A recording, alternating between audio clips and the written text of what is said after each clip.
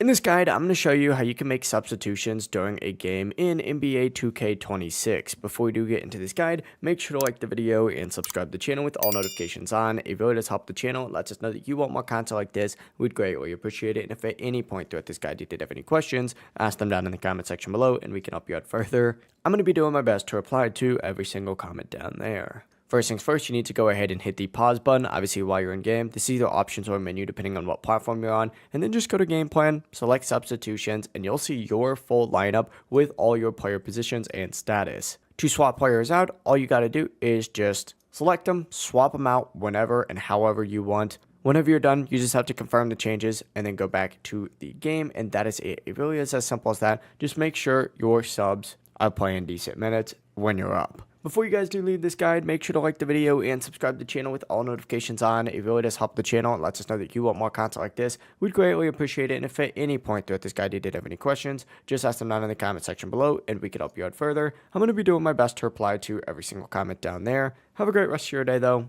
Peace.